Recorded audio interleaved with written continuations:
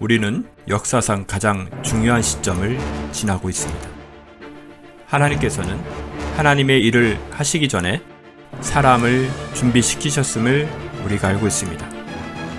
하나님 말씀은 마지막 때에 대추수, 대부흥의 때가 있다고 분명히 예언하고 있습니다. 아멘. 하나님의 말씀이 그대로 성취될 것을 믿습니다. 예레미야 눈물은 잠자는 교회와 영혼을 깨우기 위해 노력하고 있습니다.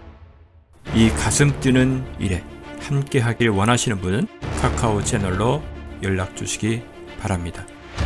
당신은 위대한 하나님의 사람입니다.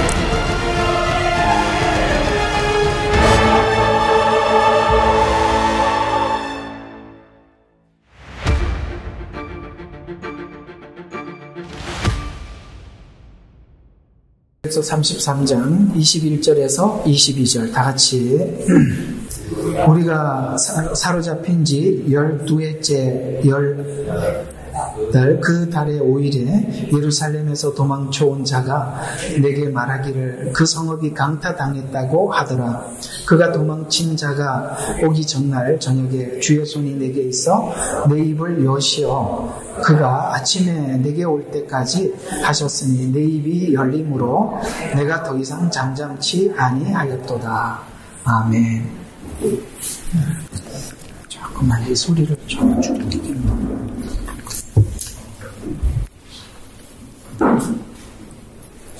하나 둘 소리가 제게는 너무 크게 들려서요. 자, 오늘 이 33장 내용을 잠깐 정리를 하고 오늘 이 본문을 함께 살펴보도록 할 텐데 일단은 이걸 좀 볼 필요가 있어요. 오늘 이 본문을 설교하기 위해서 우리가 앞서서 확인해야 될 성경 구절이 있습니다. 28절, 29절 한번 보시죠. 왜 이 성읍을 황폐화시키느냐? 왜 이렇게 멸망케 해야만 하는가에 대한 이유를 28절, 29절에 이렇게 말씀하고 있습니다. 같이 한번 볼까요? 시작. 내가 그 땅을 아주 황폐하게 두리니 그 힘에 허세가 그치리라. 이스라엘 산들이 황폐하게 되어 아무도 지나갈 사람이 없으리라. 그들이 범한 그들의 가증함으로 인하여 내가 그 땅을 아주 황폐하게 둘 때에 그들은 내가 주인 줄 알리라. 재미있죠? 황폐하게 두어서 뭘 해결하겠다는 겁니까? 허세를 없애겠다. 허세. 또 그 다음에 가증함을 해결하겠다. 무슨 말일까요? 이런 이야기가 되는 거거든요. 31절에 있는 말씀을 보면 이런 이야기구나라는 것을 알 수 있는데요. 자, 30절은 이제 하나님의 말씀을 들어보자 하는도다 라고 하면서 31절에 백성이 나올 때 그들이 내게로 와서 내 백성처럼 내 앞에 앉아서 내 말을 들으나, 아까는 들어보자 하고 와서 들어요. 들으나 뭘 합니까? 그들은 그것들대로 행하지 아니하니 이는 그들의 입으로는 많은 사랑을 보여도 그들의 마음은 그들의 욕심을 따라 가니라. 허세, 가증함. 이제 알아들으시겠죠? 아주 간단하게 정리할 수 있는 이야기입니다.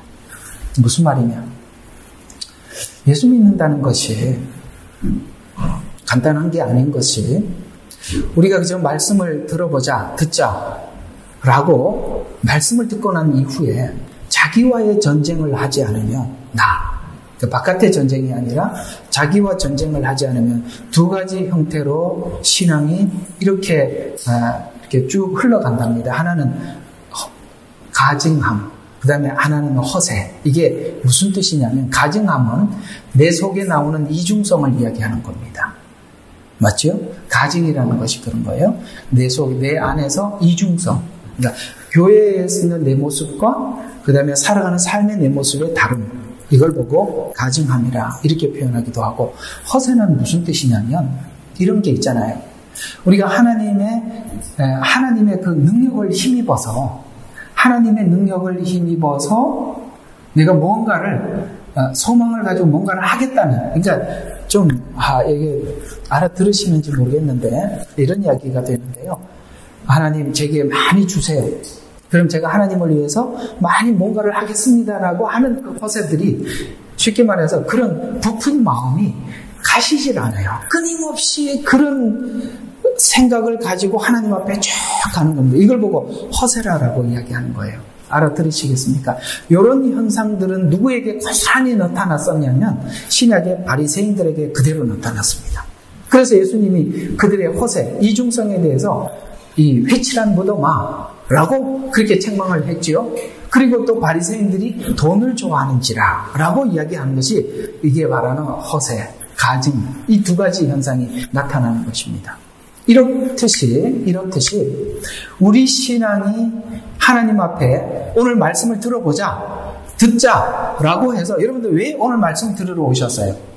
우리 속에 이런 것을 없애고 하나님 앞에 진실한 하나님과의 관계를 형성하기 위해서 그분이 어떤 분인지를 알고 우리가 그분 안에서 온전한 하나님의 자녀가 되고 싶어하는 이 갈망 때문에 여러분들이 오셨다면 오늘 들은 말씀이 여러분 내면의 전쟁으로 이어져야 하고 그 전쟁이 날마다 예수 그리스도를 붙잡음으로써 완성되어져가는 그런 감각을, 그런 감정을 우리가 매일 항상 느껴야 되는데 이 싸움이 없이 그냥 나를 내버려 두면 어디로 간다? 허세로 가기도 하고 가증함으로 가게 되어서 하나님께서 이 예루살렘을, 이 이스라엘 백성들을 황폐화시킬 수밖에 없었다는 거예요.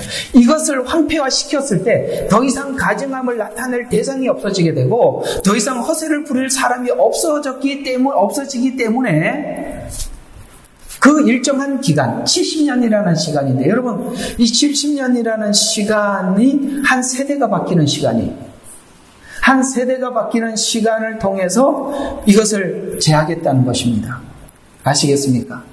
왜 둬야 하는지, 왜 멸망시켜야 하는지를 오늘 성경은 우리에게 말씀해 주면서 오늘 이 말씀이 그러니까 옳다고 여겨지시죠?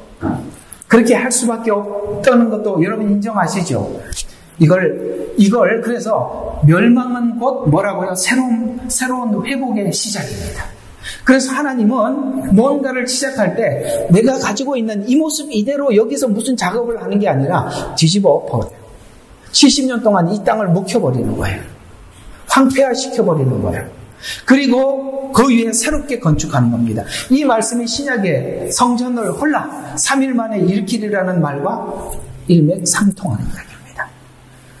따라서 무너짐은 실패가 아니라 하나님의 새로운 시작의 시작점이다 라고 오늘 우리에게 말씀해 주시는 이 말씀이 오늘 이 말씀을 함께 나누는 내내 여러분에게도 은혜가 되시기를 바랍니다. 자, 그러면 성경에 이런 말씀 우리가 알고 있죠. 새 포도주. 이건 뭡니까? 복음입니다. 예수 그리스도로 인해서 오는 복음입니다. 그런데 낡은 부대에 넣을 수가 없어요.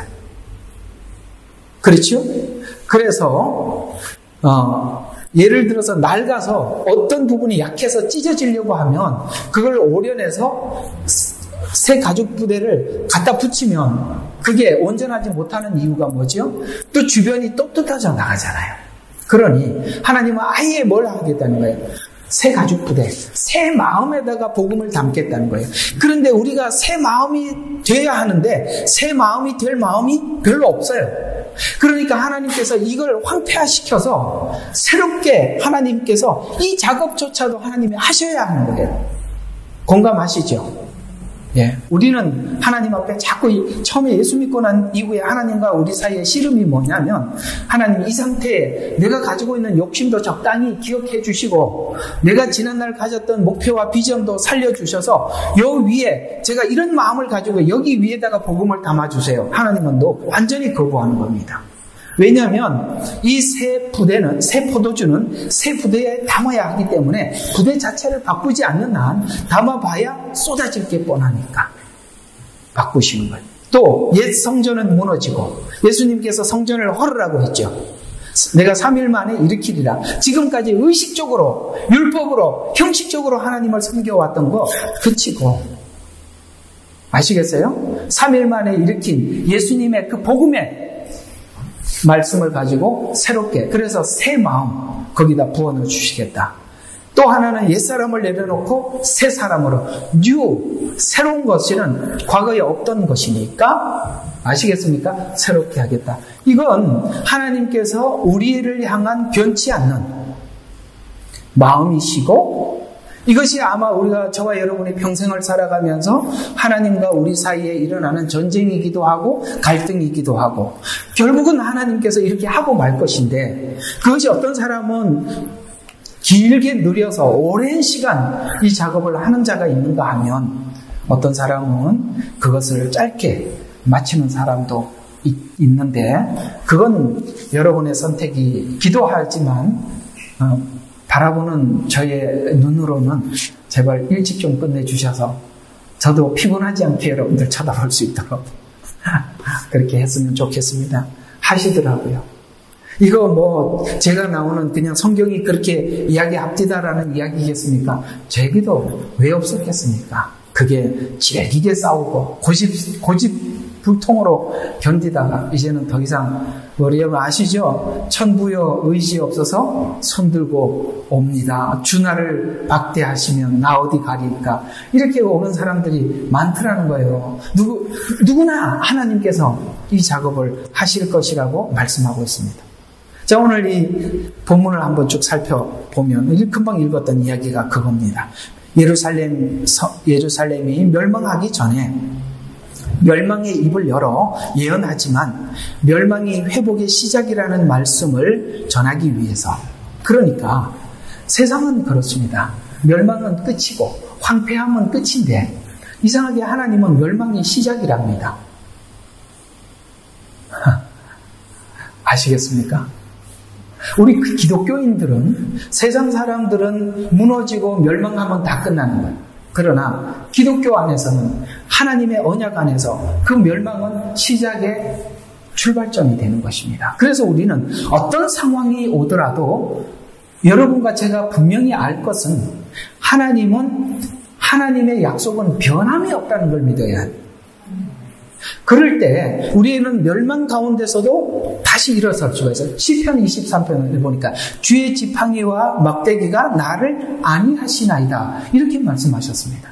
그들에게는 세상 사람들에게는 약속이라는 게 하나님이 없어요. 하나님이 없으니까 약속도 없어요. 그러니까 그들의 절망은 완전히 멸망으로 가는 것이지만 우리는 하나님의 약속을 붙잡고 주의 지팡이와 막대기가 나를 일으켜주고 나에게 방향을 제시해 주는 거예요. 여러분 지팡이와 막대기가 목동이 두 개를 들고 다니는 게 아니에요. 하나는 막대기, 하나는 지팡이 이렇게 들고 다니는 게 아니라 한 개예요. 그런데 이게 왜 막대기와 지팡이라고 그러냐면 여러분 옛날에 우리 그 할아버지 때 지팡이를 보면 끝이 이렇게 굽어져 있죠. 그걸 보고 하는 얘기예요. 그러니까 이렇게 일자로 서면 이렇게 한쪽은 일자고 한쪽은 구부러진 곳이잖아요. 한쪽은 이렇게 방향을 지시할 때 이쪽으로 가라 이렇게 쭉 뻗은 쪽 이렇게 할 때 하는 것입니다. 근데 중간중간에 말 안 듣는 뭐가 있어요? 양들이 있어요. 그때는 뒤집어 이렇게 고무란 진저로 목을 탁 걸어서 이렇게 무리 속으로 집어넣는 거예요. 그래서 뒤에 지팡이와 막대기가 그러니까 한쪽으로 가면은 지팡이가 되고 한쪽을 하면은 막대기가 되는 거예요. 아시겠죠? 그래서 때로는 하나님께서 우리에게 갈 방향을 제시해 주기도 하고 잘못 갈 때는 또 뒤집어서 어떻게 합니까? 이리 들어오라고 끌어넣기도 하고 그렇게 하시더라는 거예요. 그래서 멸망의 소식을 듣고 22절에 주의 손이 내게 있어. 멸망했는데 주의 손이 그때 내게 있더라는 거예요. 그래서 내 입을 열어서 내 입이 열림으로 더 이상 잠잠치 않아요. 여러분 멸망이면 더 이상 할 얘기가 뭐가 있어요? 망했는데. 근데 그때부터 하나님이 뭘 하더라? 말을 하기 시작하더라. 놀랍죠? 우리가 내 생각이 가득 차 있고 내 계획이 충분할 때는 하나님 말씀이 들리질 않아요. 그런데 하나님께서 모든 것을 앗아가고 더 이상 아무것도 할 수 없을 때 우리는 하나님의 말씀에 귀를 기울이게 되죠. 듣게 되죠. 어때요? 행복하고 할 일, 돈도 많고 그 다음에 할 일도 많으면 교회 와서 빨리 예배 마치고 또 어디 갈 곳을 생각하고 빨리 가야 되는데 죽을 지경이니까 여기 와서 뭘 들으러 가요? 말씀 시간에 안 졸고 듣는 거예요. 왜? 내가 지금 죽을 지경이거든. 그때 하나님께서 오늘 그 말이에요. 멸망하고 난 뒤에 입을 열더라는 거예요. 무슨 말이냐? 이들이 멸망하기 전에, 황폐하기 전에는 말을 해도 못 알아들었다는 거예요. 이제서야 하나님이 왜 그러셨는지 듣고 싶어 하는 거예요. 이것이 그래서 내 입이 열림으로 더 이상 잠잠치 아니하도다.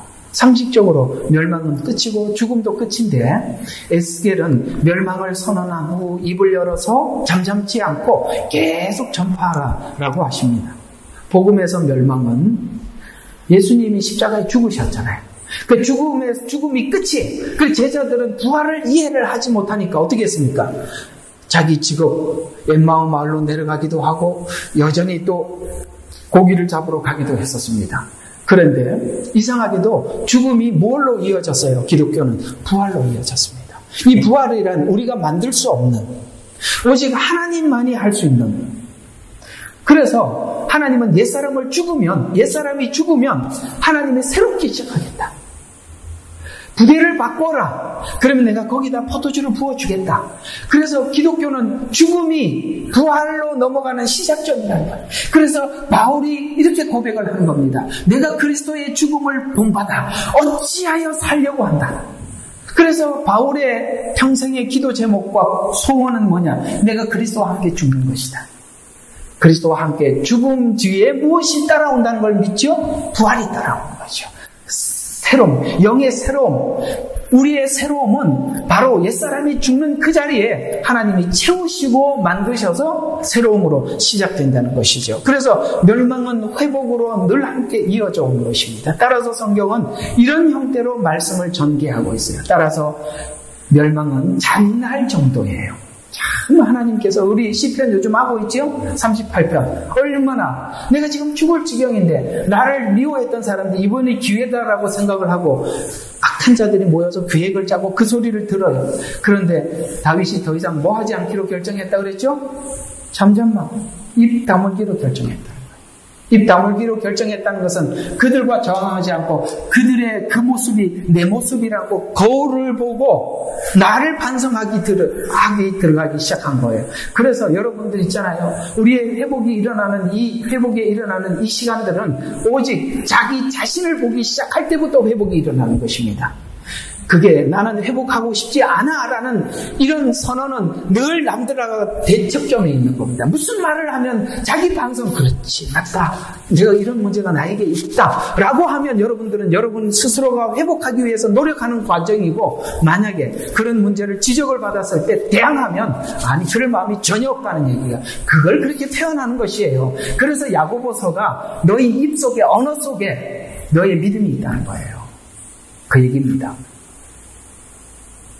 침묵 훈련 필요해요. 해볼 마음 있으시죠? 하셔야 돼요. 억지로라도 한번 시작해보세요. 여러분 많이 달라질걸요? 그래서 잔인할 정도로 하나님께서 시작하시고 그것은 바로 회복이다. 그래서 의사가 수술을 하는데 열어보니까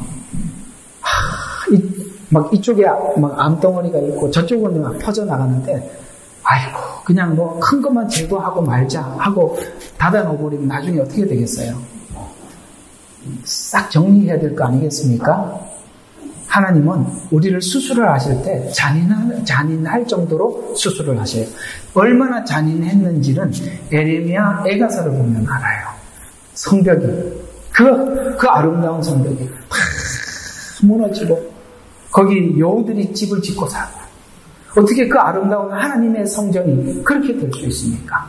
그럴 정도로 아주 잔인할 정도로 하나님은 멸망시키고 새롭게 하는 것입니다.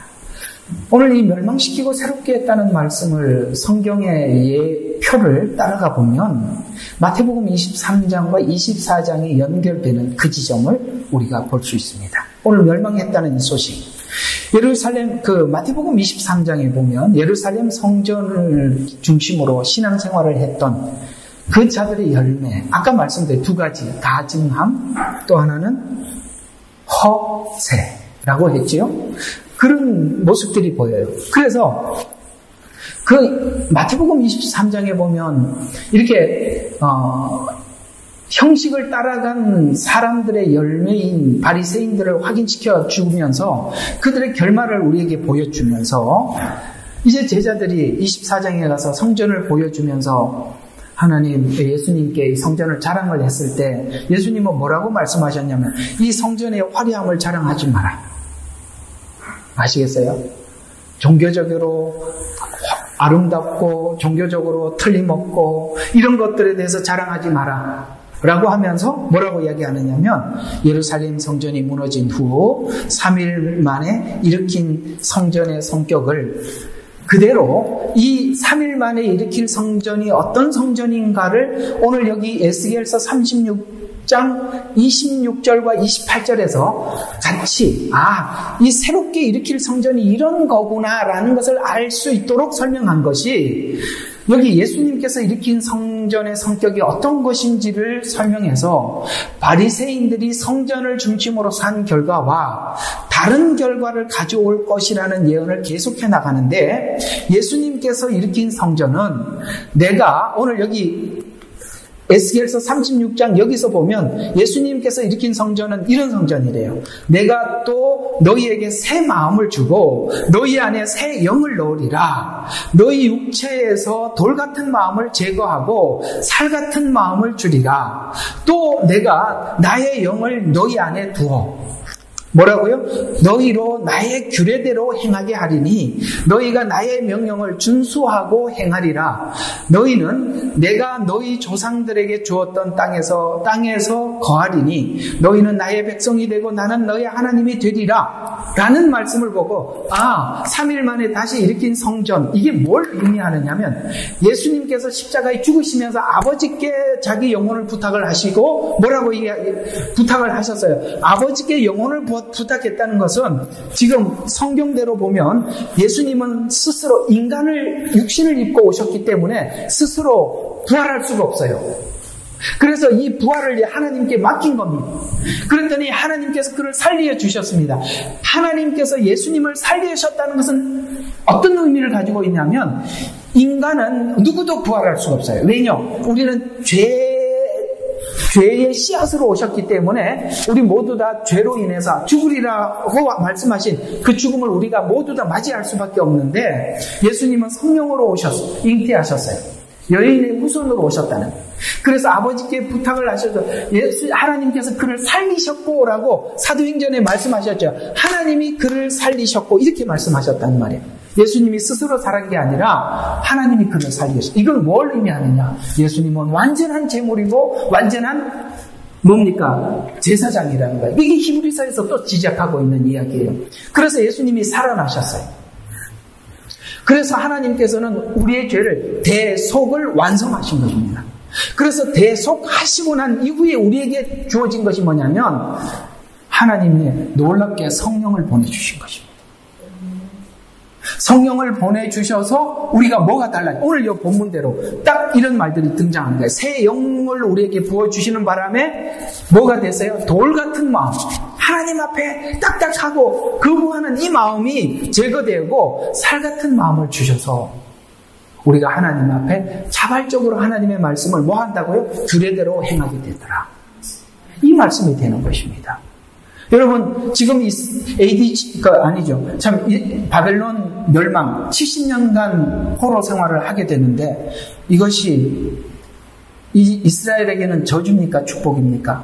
이거는 그 당시에는 그들은 저주라고 생각하겠지만 이것이 그들에게 축복일 수밖에 없는 이유가 바로 이런 것입니다. 여러분, 살면서 하나님께서 이런 경험을 하게 하신 적이 있으신가요? 그건 여러분을 새롭게 하기 위한 하나님의 관심이요, 축복이요. 그래서 그 다음부터 에스겔에게 입에 말을 주어서 듣게 하는 거예요. 그 전까지는 사람들이 에스겔의 말을 듣지 않았어요. 아시죠? 지금 앞에 쭉 강의해 왔잖아요. 아무도 안 들어. 하나님께서 이렇게 계획을 가지고 있고 새롭게 하기 위해서는 너희들이 이렇게 하나님이 포로 생활하게 돼. 아무도 듣질 않아요. 안 들으니까 이상한 행동을 하죠.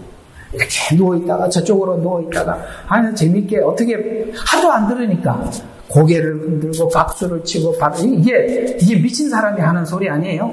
이렇게 하고 막 이렇게 설교를 해야 되는 거예요. 얼마나 안 들으면. 그리고 하나님께서 에스겔에게 하나님의 마음을 알게 하여서 자기 부인이 죽기도. 호세아에게 하나님은 하나님의 마음을 알게 하기 위해서 고멜과 결혼을 시켜서 또 그 짓 하러 가는 걸 보고 또 데리고 오라는 거예요. 여러분, 이게 사람이 보통 마음으로 할 수 있는 게 아니라 하나님 마음을 가지지 않으면 알 수 없는. 그래서 이상하게 하나님의 종들은요, 이 설교를 하게 하기 위해서 정말 별별 걸 다 겪게 하시는 거예요.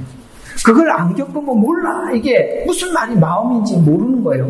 이게 속에서부터 나올 수 있는 이야기가 아닌 거예요.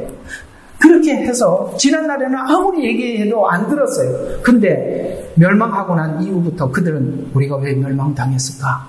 하나님은 왜 그렇게 했을까? 하고 관심을 갖기 시작하고, 그때부터 에스겔에게 입에 말을 주어서 포로로, 지금 에스겔이 포로 생활을 하고 있잖아요. 그 포로 생활하고 있는 이스라엘 백성들에게 드디어 말을 전하기 시작하고, 그들은 이제 귀를 열어서 듣기 시작하는 것입니다. 이상하게 고난과 말씀은 연결이 되어 있어서 우리가 고난을 받지 않으면 이 말씀을 듣지를 못해요. 저희 교회에 오시는 분들은 보통 기본적으로 고난은 삶이고 기본이기 때문에 오는 것입니다. 왜냐하면 그런 게 없으면 이 말씀하고 아무 관련이 없습니다. 이게 행복한데, 나 사는 게 이렇게 즐거운데 웬 고난, 이게 무슨 소리야, 이게 복음이 그런 얘기가 아닌데, 이렇게 생각을 할걸요. 어쨌든 그렇습니다. 자, 그래서 이 예언은 진심으로 하나님을 말씀에 순종하고자 하는 자들에게 진정한 해답이 되는 말씀입니다. 그들은 순종할 마음은 있었지만 문제가 뭐죠? 우리에게 순종할 마음이 없는 건 아닌데 뭐가 없어요? 순종할 능력을 찾지 못해요. 그건 주님과의 관계성 속에서 능력이 나오는 거예요. 안다고 되는 게 아니에요. 그분을 사랑할 때, 만날 때, 그걸 만나려고 하니까 뭐가 필요해요? 하나님께서는 영을 보내줘요. 그래서 성령을 보내주셨다는 것은 예수님이 하나님 우편 보좌에 앉으셨다는 뚜렷한 증거입니다. 왜? 예수님께서 내가 가면, 아버지께 가면 성령을 보내주신다고 말씀하셨거든요. 그러니까 성령이 오셨다는 말은 하나님이 예수님의 속죄를 받으셨다, 하나님 우편에 앉으셨다라는 뚜렷한 증거입니다. 그래서 이들은 순종할 마음은 있었지만 순종할 능력을 찾지 못했는데, 새 영, 새 마음은 이제 그들이 순종할 마음을 주시는 단비와 같은 것입니다. 마치 이들은 마른 뼈와 같이 영적 상태나 실제적인 상태는 가장 절망적입니다. 이제 쭉 설명을 하다 보면 이제 36장, 37장에 가보면 그 마른 뼈 환상이 등장하는 거예요. 실상 우리 모든 인류들은 마른 뼈와 같아서 뼈가 마를 정도면 이게 시체가 썩고 다 말라서 증발돼서 아무것도 없어요. 여러분, 거기서 무슨 생명을 찾을 수가 있겠어요? 흔적만 남아있다는 거예요. 그렇죠? 뼈는 흔적만 남아있잖아요. 흔적만 남아있는데 거기다가 하나님의 영이 들어가니까 뭐가 됩니까? 살이 생기고 근육이 생기고 피가 돌고 사람이 생명이 시작되더라는 거죠.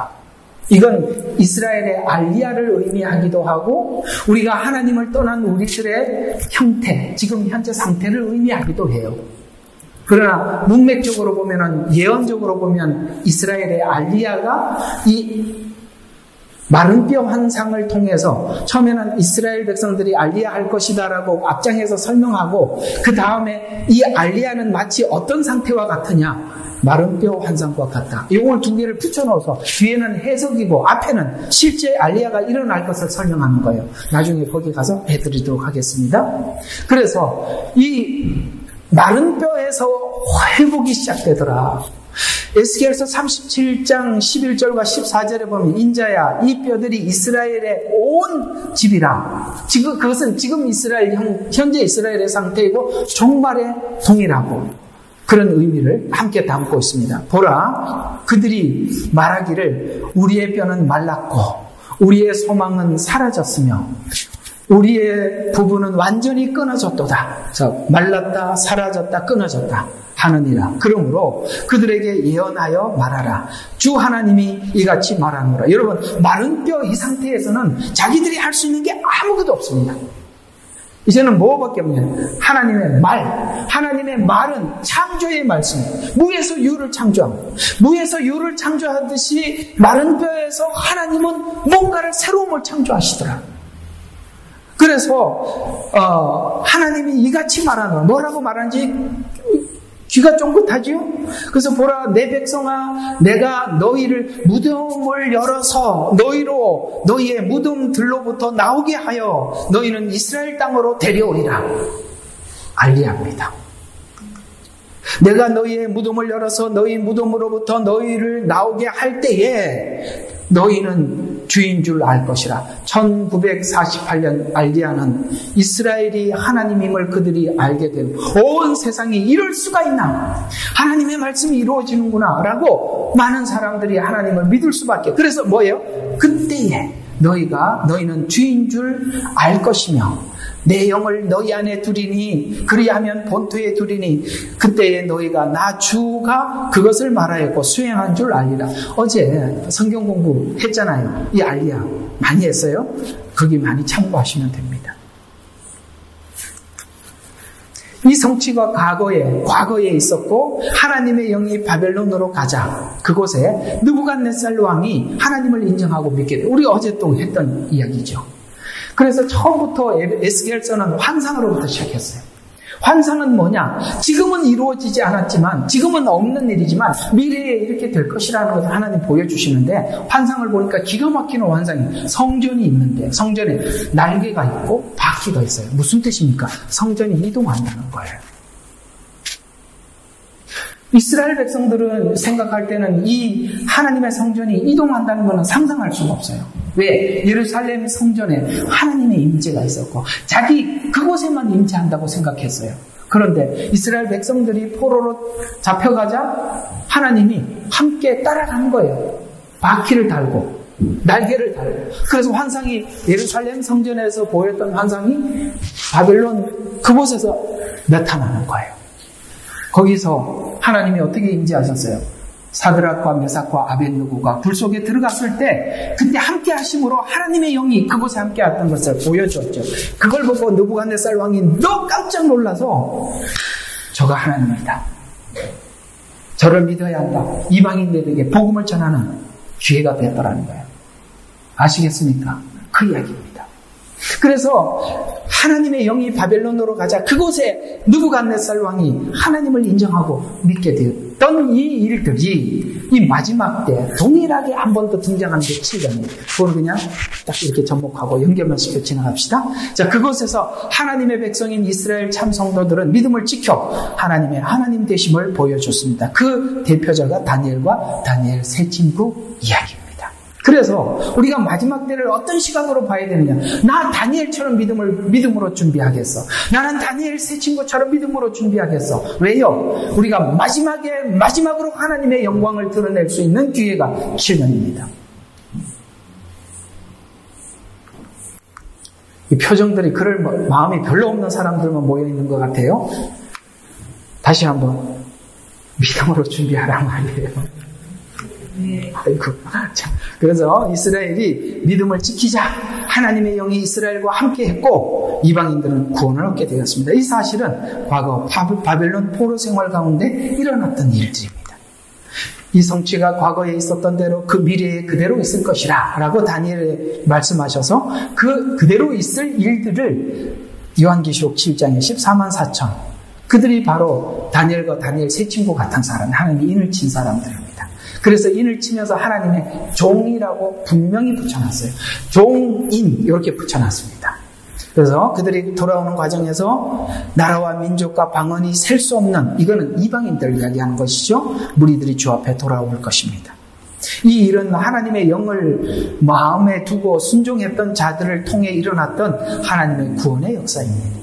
하나님의 역사는 하나님의 영을 마음에 두어 순종하는 자들을 통해서 나타납니다. 초대교회엔 예수님을 구주로 영접한 자들이 소유를 팔아서 각 사람에게 나누어 주고 함께 음식을 나누어 먹고 교제하는 과정 속에 정말 이 가족됨을 바라보고 이방인들이 주님께 돌아오는 역사가 나타났고 이웃에게 칭찬을 받았듯이 하나님의 영이 들어와 자신이 회복이 되고 하나님의 영이 들어와 우리가 그렇게 살아감으로써 이웃에게 칭찬을 받은 것처럼 다시 한번 하나님의 영이 마지막 때 강력하게 임하셔서 하나님의 교회가 남다름이 세상 가운데 드러나게 될 때 하나님은 엄청난 회복을 마지막 때 부어주실 것입니다. 그러나 이스라엘에게는 궁극적인 회복은 마지막 때 재현될 것이라 합니다. 아시겠어요? 그래서 7년은 이스라엘에게 약속한 회복입니다. 근데 이스라엘만 돌아오는 것이 아니라 돌아오는 과정 속에 이방인들이 너무 많이 돌아와서 이방인들은 숫자가 많아서 셀 수가 없는 거예요. 이런 일들이 마지막 때 재현될 것입니다. 지금은 이스라엘이 세계 어느 나라보다 타락한 것 같이 보이지만 그러나 완전한 타락에서 시작한 회복을 마지막 때 볼 것입니다. 죄인 중에 괴수가 은혜를 받아도 은혜가 뭔 줄 알지. 그렇죠? 자기는 죄인 중에 괴수가 아니라 죄인 중에서도 상당히 하이 클래스인데 어떻게 자기가 죄인이라는 걸 깊이 알겠습니까? 그래서 정말 많이 탕감받은 자가 은혜를 아는 거예요. 여러분들이 탕감받은 죄가 조금인 것 같아요? 많은 것 같아요? 그건 어디까지 살펴보느냐에 따라 다른 겁니다. 겉만 살피면 탕감받은 게 별로 없어요. 그리고 남들하고 비교하면 탕감받은 게 별로 없어요. 죄는 하나님 입장에서 살펴볼 때 깊이 들어가는 것입니다. 주님은 뭘 죄라고 하느냐? 동기부터 죄라고 시작합니다. 우리는 행함을 가지고 생각을 하죠. 하나님은 동기, 음욕을 품은 자마다, 거짓말한 자마다 이미 살인하였다.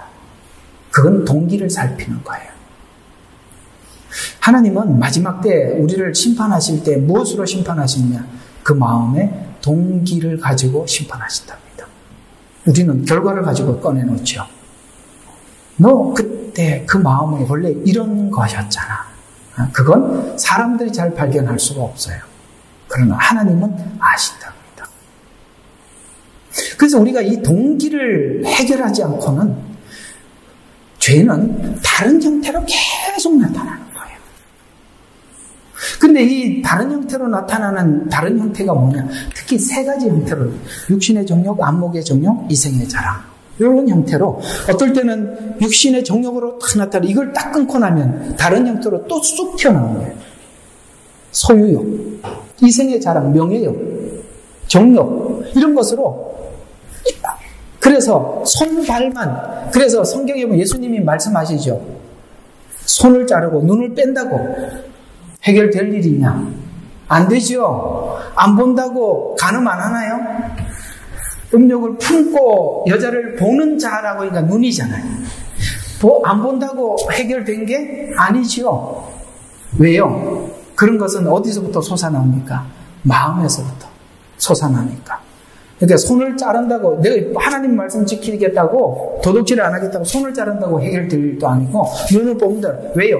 마음에서부터 계속 나오는 거예요. 그래서 율법이 우리에게 가르쳐주는 거는 뭘 가르쳐 주려고 하는 것이냐면은 율법이 탐심을 죄라고 하지 아니하였더라면 너희는 죄를 몰랐다. 맞죠?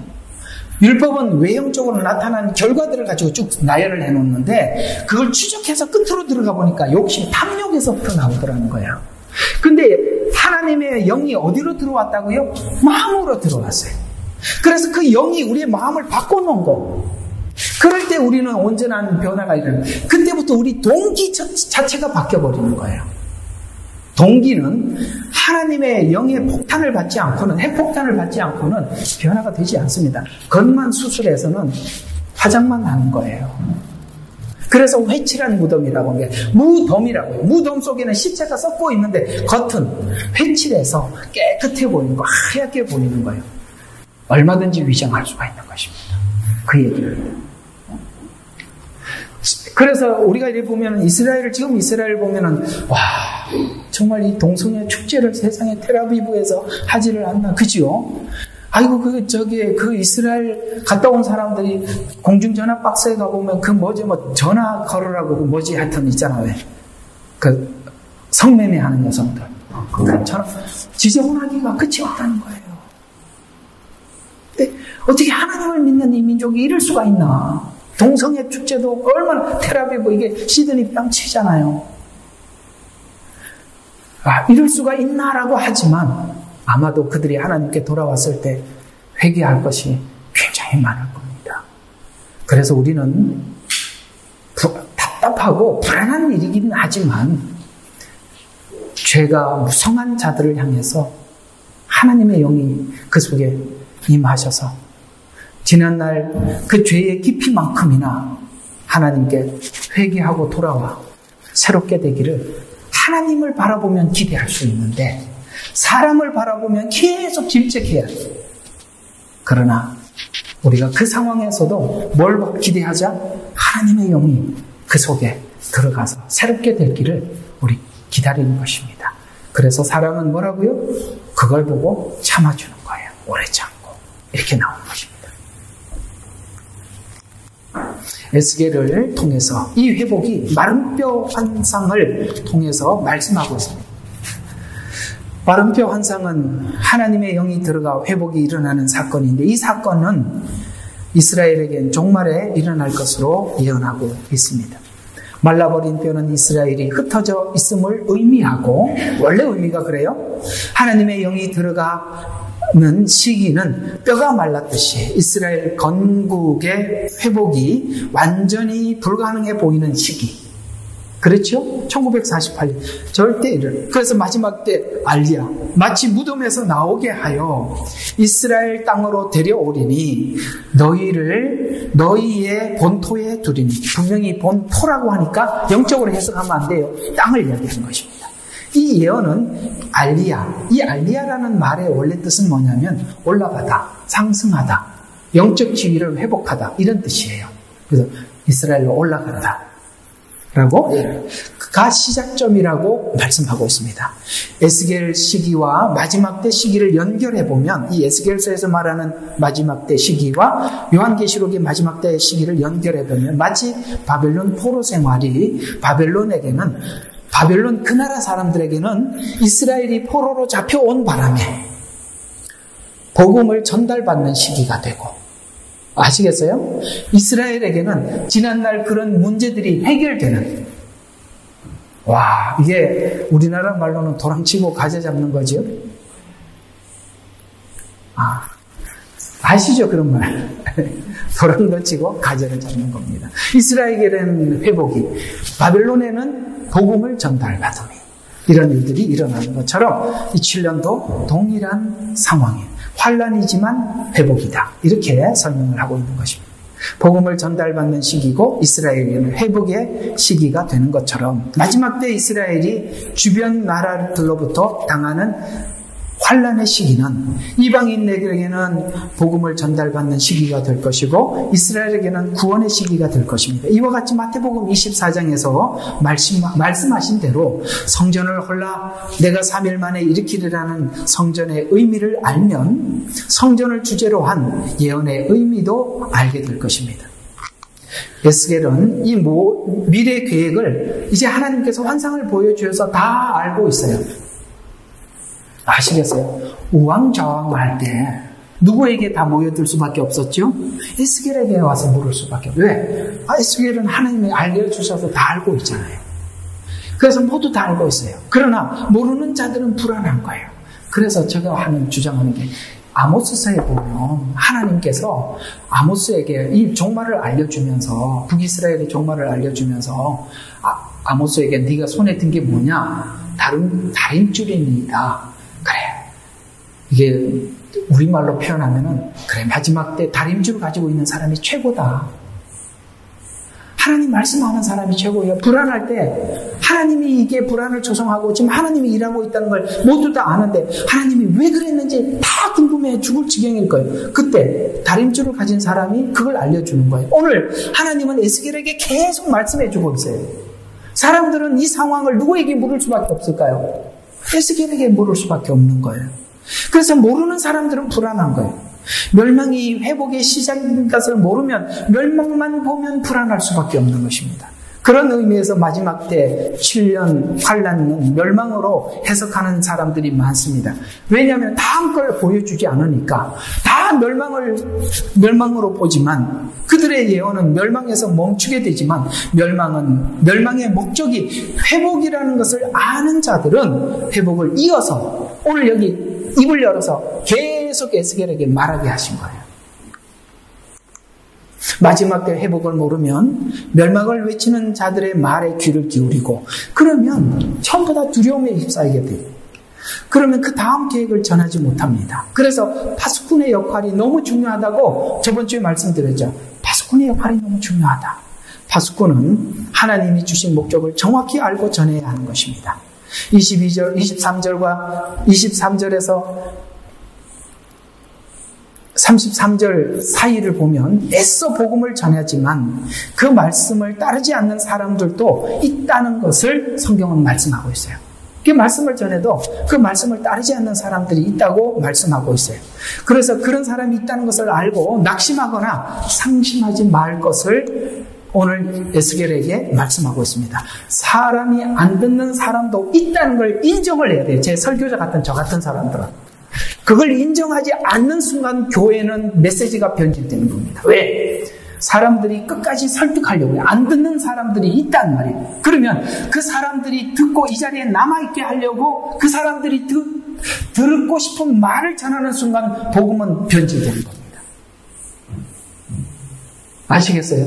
정말 설교자는 이게 자기와의 전쟁인 거예요. 사람이 듣든지 안 듣든지 갈 사람은 가고 하나님 앞에 하나님 말씀만 전하는 끝까지 가든 말든 사람을. 그래서 오늘 입이 열려서 에스겔은 말을 하는데 하나님은 말씀해줘요. 말씀을 따르지 않는 자들이 있다 라는 것을 전에 얘기해서 안 듣는 사람들은 내버려 두고 듣는 사람들이 남은 자들이 있으니까 그들을 향해서 외쳐라 라고 말씀하는 것입니다. 그래서 말씀을 따르지 않는 사람들은 하나님이 그 사랑의 마음을 보여줘도 그들의 마음은 자기 욕심을 따라가는 자들이다라고 말씀하고 있어요. 왜? 자기 욕심. 이렇게 보면 저는 저는 원래 신학교에서 오래 강의를 했기 때문에 이 신학에 대한 흐름을 조금 이해를 하는데요. 이 신학의 흐름에서 보면 어떤 게 있냐면 세대주의가 있고 그 다음에 보수주의가 있고 어떤 신학이 있어요. 보수주의 신학, 그 다음에 자유주의 신학, 이렇게 신학이 있어요. 세대주의 신학. 이게 뭔 이야기냐면 어떤 잘못된 신학이 나와서 너무나도 고집을 부리고 다른 부분에 대해서 다쳐버리니까 사람들이 답답해서 다른 신학을 가지고 그걸 해결하기 위해서 다른 신학을 만들어서 기존에 있던 신학과 이게 대립이 돼요. 왜 대립이 돼? 그건 필요했었어요. 왜냐하면 너무 잘못 가고 어떤 부분이 자꾸 닫혀버리니까 그걸 열기 위해서 그게 들어온 거거든요. 문제는 그걸 깨고 다시 원점으로 돌아가야 되는데 신학자들은 되돌리지를 못해. 왜냐하면 자기 주장을 뚜렷하게 했거든. 그러니까 계속 학 가다 보니까 학이 성경을 밀어내버리는 거예요. 아셨어요? 반박하기 위해서 나온 거 잘 나왔어. 그러면은 해결하고 다시 돌아갔었어야 되는데 학이 되다 보니까. 그래서 세대주의라는 관점으로 쭉 보면 방언도 무시하게 되고 세대는 지났다. 율법 시대, 은혜 시대, 그 다음에 7년 시대, 천년 왕국 시대 이렇게 칼처럼 나누어버려요. 나누기 때문에 봐야 될 걸 못 보는 거예요. 나누는 게 아니고 성경은 예표가 나중에 실제 나타나는데 예표를 가지고 와서 실제를 풀어야 되는데 예표가 시대 이래갖고 율법 시대 갖고 끊어버렸다고. 그러니 연결이 안 되잖아요. 근데 학문으로 보기 시작하면 다쳐버린다는 거예요. 아시겠어요? 그래서 말씀을 따르지 않는 사람들은 하나님이 그 사랑의 마음을 보여줘도 그들의 마음이 욕심, 학자들로 말하면 신학 이런 것 때문에 더 열리질 않아요. 그래서 참 힘든 게 뭐냐면, 예를 들어서 뭐 칼빈주의에 딱 세팅이 돼 있다, 알미니안주의에 딱 세팅이 돼 있는 사람들은 오직 그 학문을 가지고 성경을 접근을 하니까, 아니다, 예정도 있다면 받아들일 수가 없는 거예요. 오케이? 둘 다 있어. 그게 얼마나 아름답게 조화되어 있는지 몰라. 그렇게 돼 있다 이 말이죠. 여러분들은 고정관념에서 사실 신앙생활이란, 내가 생각하고 있는 고정관념 속에 하나님의 말씀이 들어올 때 그걸 내가 깨고 받아들이는 거예요. 나는 지금까지 아무리 이렇게 생각했더라도 하나님이 그렇다 그러면 그 순간 깨트리고 받아들이는 거예요. 그게 하나님 앞에 겸손한 태도요. 우리가 하나님 말씀 앞에 무릎을 꿇고 그 말씀을 겸손히 받는 태도입니다. 이 태도가 사라져버리고 학문이 들어가면, 오늘 여기 욕심을 따라가듯이 거기에 딱 고정이 돼 있으면 아무것도 안 되는 것입니다. 여러분에게 큰 영향을 줘서 난 그분 말씀이면 틀림이 없다라고 생각하는 그런 분들의 말이 다 옳다. 저도 뭔가 문제가 있는 게 있을걸요? 이를 보고 이단성이라고 그러는 거예요. 이단과 이단성은 달라요. 만약에 이단성이 아예 없으려고 그러면 설교를 하지 말아야 돼요. 뭐만 해요? 성경만 읽어야 돼요. 예배 시간에 성경 읽고 끝내고, 성경 읽고 끝내고, 그러면 이해는 하나도 없어요. 성경만 읽었잖아요. 근데 성경을 풀다 보면, 그래서 더 정확하게 하기 위해서 원어를 살피고, 문맥을 살피고, 역사적 배경을 살피고, 그래서 많이 또 확인해서 아닌 것들은 다 걸러내고 정확하게 전달할 것만 뽑아서 설교에 올려서 여러분들이 드리는 거예요. 자, 요한 31절을 보면은 계시록에서는 이런 자들을 뭐라고 이야기했냐면, 아까 욕심을 따라 거하는 사람, 요 사람들을 요한계시록에 보면 이런 단어들이 계속 나와요. 땅에 거하는 자, 땅에 거하는 자, 이렇게 나와요. 그 사람들이 이 사람들이라는 거예요. 이들도 파수꾼을 통해 말씀을 들었지만 회복으로 이어지지 못한, 두 증인에게 복음을 들었지만 회복으로 넘어가지 못하는 그런 사람들을 요한계시록에는 계속 땅에 거하는 자라고 우리에게 설명해 주고 있다. 고집 부리지 말고 하나님 앞에 겸손해지십시오. 그러면은 만약에 고집을 계속 부리면 우리는 땅에 거하는 자가 됩니다. 자, 결론입니다. 하나님의 속성은 두 가지 기둥이 있대요. 하나는 무슨 기둥? 공의의 기둥. 또 하나는 사랑의 기둥. 이게 뭘까요? 십자가는 공의와 사랑을 우리에게 동시에 다 표현한 거예요. 어떤 식으로 하나님의 공의를 십자가에서 표현했죠? 예수님께 우리 인류의 모든 죄를 거기다 다 올려놓고 하나님이 무자비하게 심판하세요.